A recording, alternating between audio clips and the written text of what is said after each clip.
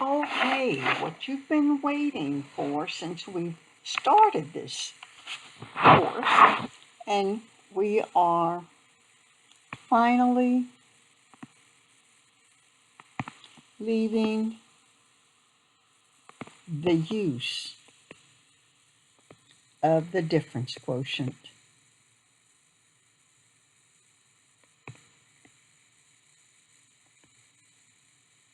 And now, more responsibility.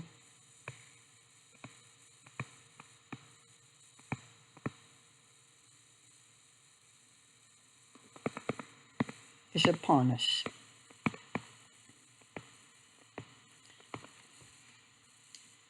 It is vital that the rules of differentiation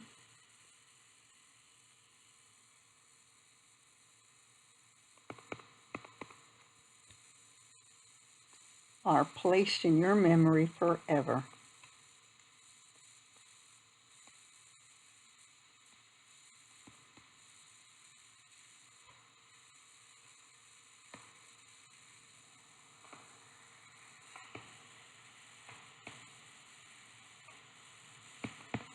Forever.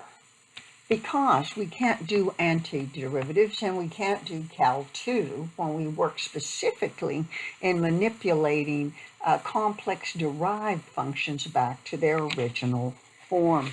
So even though we are learning this, we are looking at the derivative process as differentiation.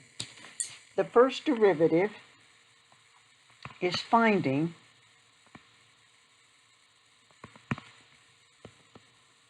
the function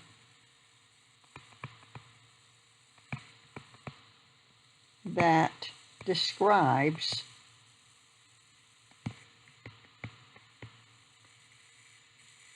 the tangent calculation, tangent slope for any x value in the domain of the original function.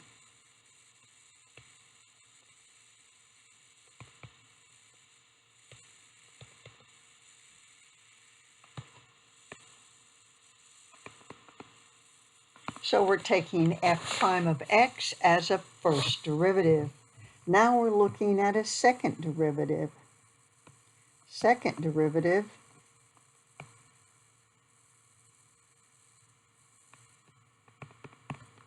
is taken from the first.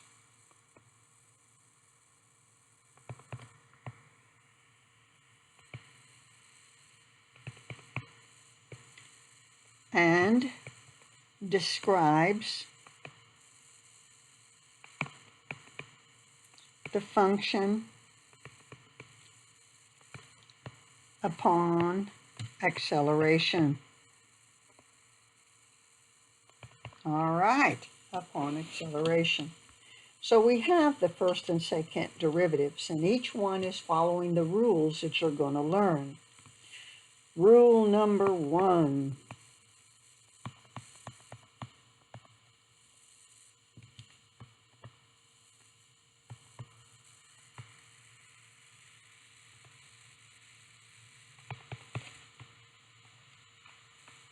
This is no news to you.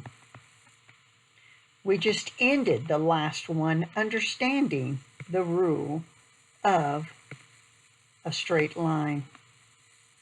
So if it is y equals some number, a constant, then there is no slope. So the derivative df dx, written as d dx of a constant, is 0. The derivative of a constant is 0. Derivative of a number is 0. Derivative of a constant is 0. There you go, in your brain forever. So we're going to use that rule for this.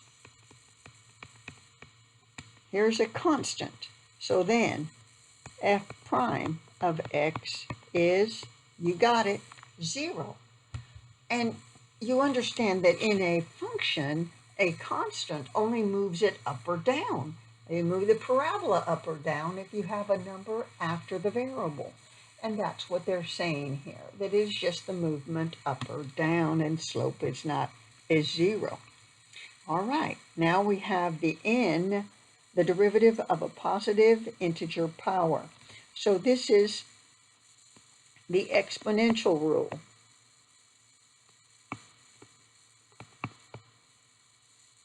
Of a derivative. So it says that if I have a function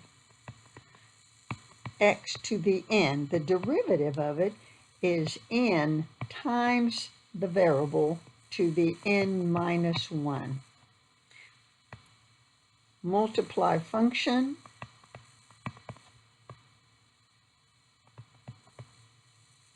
term, variable, I should say variable, sorry. Multiply variable term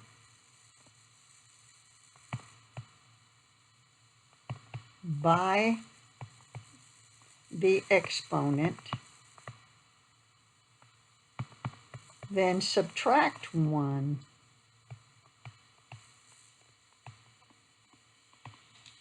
from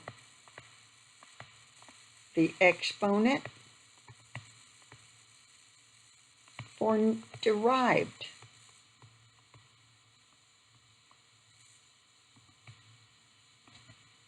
Exponent. Oh, too many exponents, I know, and I'm sorry. So we have n, oh, sorry. If I have a function of x to the n, and let's make it 5, then I'm going to have f prime of that number as 5x to the 5 minus 1, 5x to the 4. All right, 1 less. All right, so here we have y equals negative 3x to the 4th minus 5. I have a power, they call it a power, and I have a constant.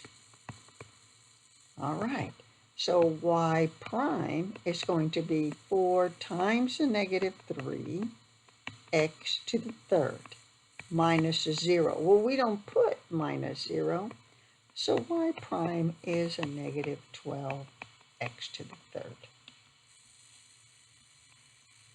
All right. So we're going to take the first and second derivative on this one. So let's do that. That'll be fun because it is a polynomial.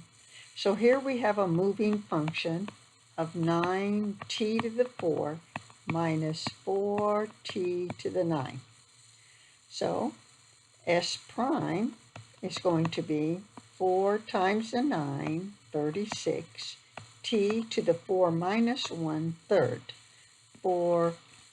9 times the 4 is a negative 36, t to the 8. And I'm done. Now, that's first derivative. Second derivative, we start with our s prime equals 36t to the 3rd minus 36t to the 8. So that means s double prime is equal to, oops, man, that is some math. I have 36 times the 3, 108, t to the 2nd, minus 36 times 8 is 22688 t to the 7. All right.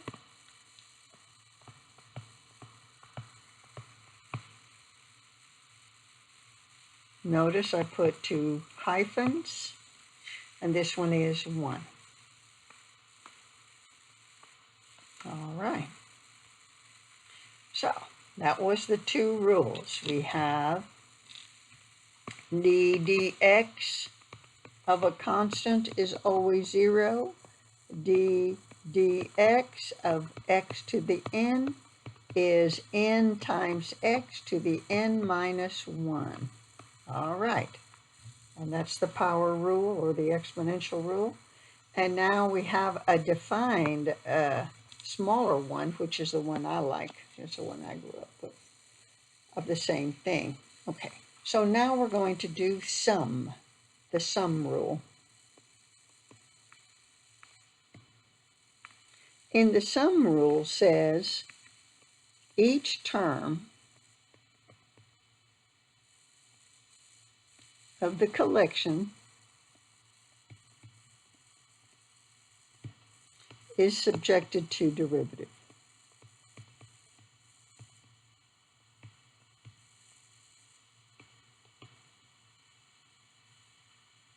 Now, they wrote it in this form, and I thought that was pretty interesting, that I have the dx of u plus v.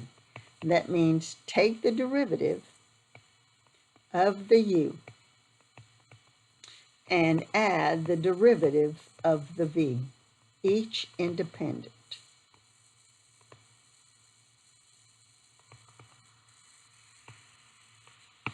All right, then we have this tricky rule. We know that e is an irrational number. That means it never ends and never repeats. So what happens if we put a variable on top when the variable is the one that's moving? Well, we know that the derivative of a constant is 0. So if I took the derivative of e, it would be 0. But what happens if we have a variable? Well, it is this, the dx of the natural exponential function is itself, does not change. Does not change. Now, if the variable has a function, then we have to deal with it differently, and I'll talk about that when we get to it. Here we go. So here I have y equals 7x to the third divided by 3 minus 2x plus 8e to the x. All right. I'm going to change this to y equals 7/3 x to the third minus 2x plus 8e to the x. Because I know I'm going to multiply 3 times this to get the derivative. And that'll give me 7x squared minus 2 plus 8e to the x. Because 8 is just a multiplier, and, and that's an exponent x, e to the x. And this is the first derivative. Well, now we want the second derivative.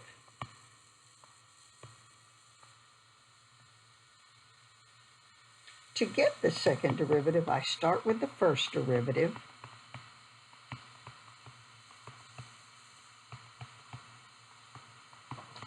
And I'm going to have the double prime. I'm going to multiply the 2 times the 7 to get 14x, because I subtract 1. The derivative of a constant is 0, so I'm going to skip the number, and then I'm going to put 8e to the x, because the derivative of e to the x is e to the x. All right.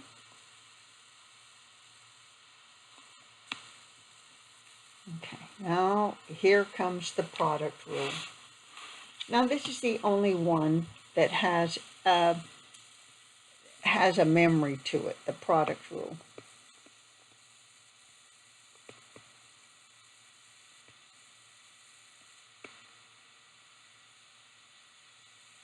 It says we have two factors that you're not going to multiply or use FOIL on unless you can. I mean, I'm not, Okay. it says take the first term and then take the derivative times the derivative of the second term plus the second term times the derivative of the first term.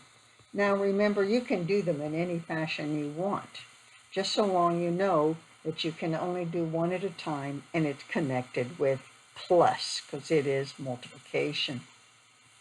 All right, and it gets kind of involved. So here we go. Y equals x minus, I can read, 4 minus x squared times x to the third minus 3x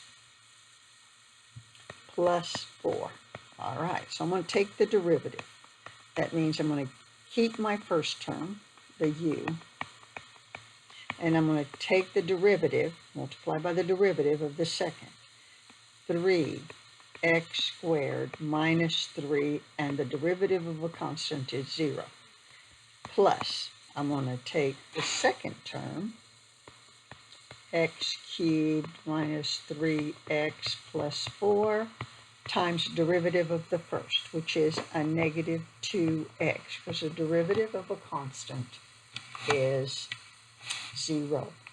So now I'm going to clean it up. I'm going to do FOIL. Okay, so that'll be 12x squared minus 12 minus 3x to the 4th plus 3x squared, negative, plus, minus, because I'm going to distribute a negative 2x in it, minus 2x to the 4th plus 6x squared minus 8x. All right, let's see what we have in common here. All right, so I have this guy to the 4th and this guy to the 4th. I'm going to have negative 5x to the 4th of combining like terms. I have this one x squared and this one x squared, and this is x squared. 15 and 6 is 21, and they're all positives. 15, yep, 21x squared. Then I have a negative 8x and then a negative 12. That is it. And you can see you saved yourself a lot of possibilities of making a FOIL mistake on the original function. All right. This, I think, is the hardest, and that's the quotient rule. Quotient means division. And I know it as a derivative of the top term times the bottom, which is the v, minus the derivative of the bottom times the top. But they write it as terms on top is the u, and v is the terms on the bottom. And it says use the v and then the derivative of the top minus. Now in product we added, on division we subtract. We take the term of the top times the derivative of the bottom, all over the bottom squared. No derivative of the bottom term in the quotient rule. So let's see what we have here. All right. So the u is the 3x minus 2. The v is the 9x plus 7. All right. So it takes v. So y prime is going to be v, which is, in parentheses, the 9x plus 7, and the derivative of u, which is 3, minus the u, which is 3x minus 2, and the derivative of the bottom, which is 9. all over the bottom squared, which is 9x plus 7 squared. All right, y prime then is a distributive property of 27x plus the 21 minus 27x plus 9x. All right, well, look at that. Oh, wait, sorry, not done yet, over the bottom square. Beep. All right, so now I'm going to do additive inverses because I have a 27 and a negative 27, and I'm left with 21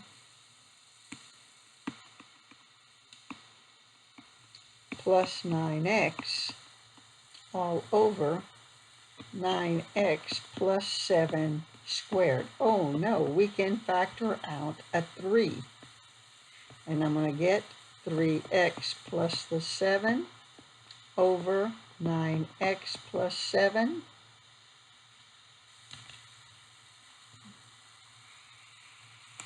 Oh, I can't do anything. Never mind. I thought I could. I'm sorry. It's not a, this is the answer.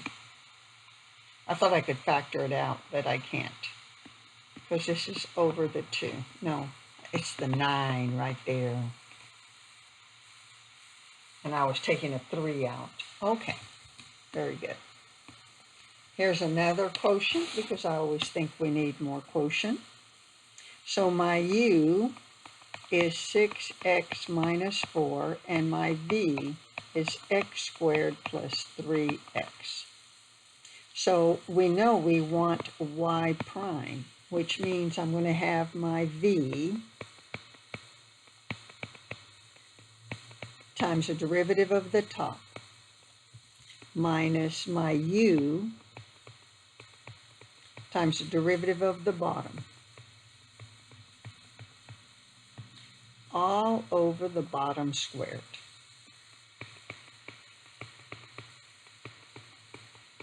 All right, now I'm going to do distributive property on it.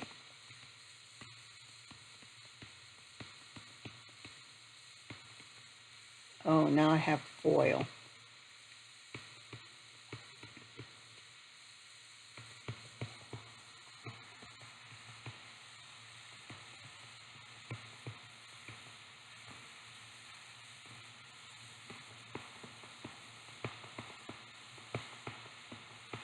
All right, so y prime is going to be, okay, I have to do distributive property. Sorry. I'm ahead of myself.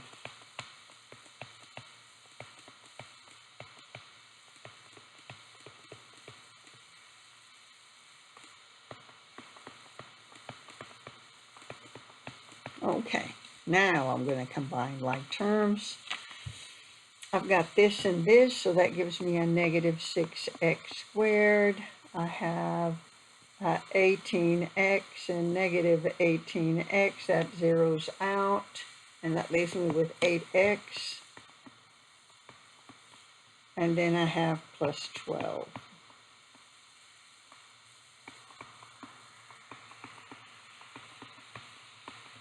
And I'm done.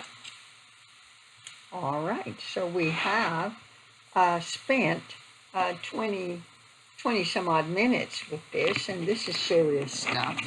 So I'm going to stop there, and then we'll continue on part B. Thank you for listening.